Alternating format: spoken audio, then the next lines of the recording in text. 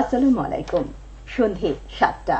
বাংলাদেশ বেতার সিলেট সংবাদ পড়ছি সুদীপ্তা দে টিনা। মুক্তিযুদ্ধের প্রধান সেনাপতি জেনারেল এম.এ.জি. ওসমানী ১০৬তম জন্মবার্ষিকী আজ।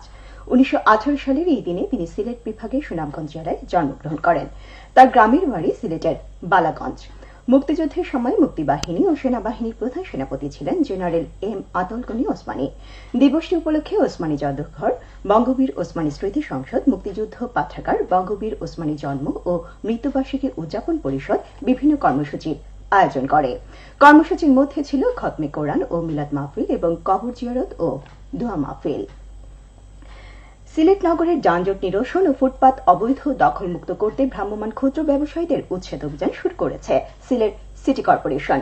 আজ সকাল 11:30টায় নগর থেকে শুরু করে আম্বরখানা পর্যন্ত এই অভিযান পরিচালিত হয়। এতে নেতৃত্ব দেন বিভাগীয় কমিশনার ও সিটি কর্পোরেশনের প্রশাসক আবু আহমদ সিদ্দিকী। নগরের ফুটপাত অবৈধ দখলমুক্ত না হওয়া পর্যন্ত এই অভিযান অব্যাহত থাকবে বলে জানানো হয়। সিলেটে মাঙ্কি পক্সে আক্রান্ত রোগী কিংবা সন্দেহভাজন রোগীদের আইসোলেশনে রাখতে নগরের শহীদ শামসুদ্দিন আহমদ হাসপাতালকে প্রস্তুত করা হয়েছে। স্বাস্থ্য ও পরিবার কল্যাণ মন্ত্রণালয়ের নির্দেশনায় এই প্রস্তুতি নেওয়া হয়েছে। হাসপাতাল কর্তৃপক্ষ জানান, মাঙ্কি পক্সে আক্রান্ত রোগী কিংবা সন্দেহভাজন রোগীদের চিকিৎসায় এই হাসপাতালের একটি ওয়ার্ড প্রস্তুত করা হয়েছে। এই ওয়ার্ডে 10টি শয্যা আছে।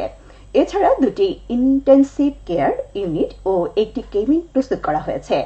অ্যামপক্স বা মাঙ্কি পক্সের বিষয়ে চিকিৎসকদের তথ্যানুসন্ধান সহ প্রয়োজনীয় গবেষণার নির্দেশনা দেওয়া হয়েছে। বিশ্ব স্বাস্থ্য সংস্থা অ্যামপক্সের বিষয়ে বিশ্বজুড়ে জরুরি অবস্থা জারি করেছে।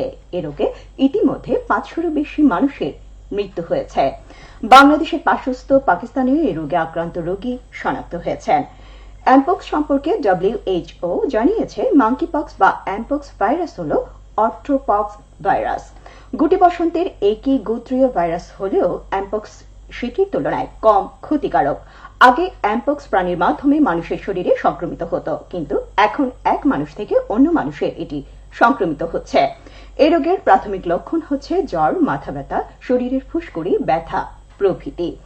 আক্রান্ত হলে 2 থেকে 3 সপ্তাহ সময় লাগে সুস্থ হয়ে উঠতে। বাংলাদেশ জাতীয়তাবাদী দল বিএনপির 46তম প্রতিষ্ঠাবার্ষিকী আজ। হবিগঞ্জ ও মৌলভীবাজার সহ দেশের কয়েকটি জেলা সম্প্রতি বন্যা প্লাবিত হওয়ায় হাজার হাজার মানুষ দুর্দশায় পড়েছেন। বন্যা কবলিত এসব মানুষ অসহায় জীবনযাপন করছেন। বন্যা পীড়িত অসহায় মানুষদের প্রতি সহানুভূতি প্রকাশ এবং তাদেরকে পাশে দাঁড়ানোর লক্ষ্য নিয়ে বিএনপি তাদের প্রতিষ্ঠাবার্ষিকীর অনুষ্ঠান সীমিত পরিসরে পালন করবে। বিএনপির এবারের প্রতিষ্ঠাবার্ষিকীর খরচের অর্থ বন্যার্তদের জন্য গঠিত ত্রাণ তহবিলে প্রদান করা হয়েছে। এ বিষয়ে দলের মহাসচিব মির্জা ফখরুল ইসলাম আলমগীর বলেন, বন্যার কারণে আমাদের প্রতিষ্ঠাবার্ষিকীর 6 দিনের কর্মসূচি কমিয়ে শুধুমাত্র প্রতিষ্ঠাবার্ষিকীর দিন অনাড়ম্বরভাবে পালন করা হবে। সিলেটের আইনশৃঙ্খলা পরিস্থিতি নিয়ন্ত্রণে সব মহলের সহযোগিতা কামনা করেছেন সিলেটের নবাগত পুলিশ সুপার মোহাম্মদ মাহবুবুর রহমান। আজ সকালে সিলেট সাংবাদিকদের সাথে আয়োজিত মতবিনিময়কালে তিনি এই কথা জানান।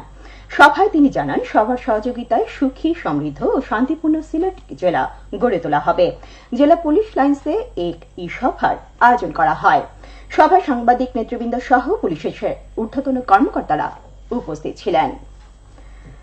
মৌলভীবাজারের বন্যা পরিস্থিতি অপরিবর্তিত রয়েছে। জেলা প্রশাসন জানায়, বন্যায় 7টি উপজেলা ও 5টি পৌরসভায় প্রায় 222 বর্গ কিলোমিটার এলাকা প্লাবিত হয়েছে।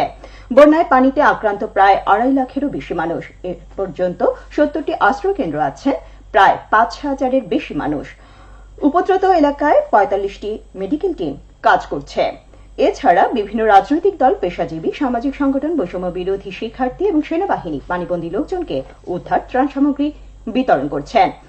শেষ খবর পাওয়া পর্যন্ত জুড়ি নদীর পানি বিপদসীমার 120 সেন্টিমিটার উপর দিয়ে প্রবাহিত হচ্ছে। সিলেটের বিয়ানীবাজার পৌর এলাকায় পরিষ্কার পরিচ্ছন্নতা কার্যক্রম শুরু হয়েছে।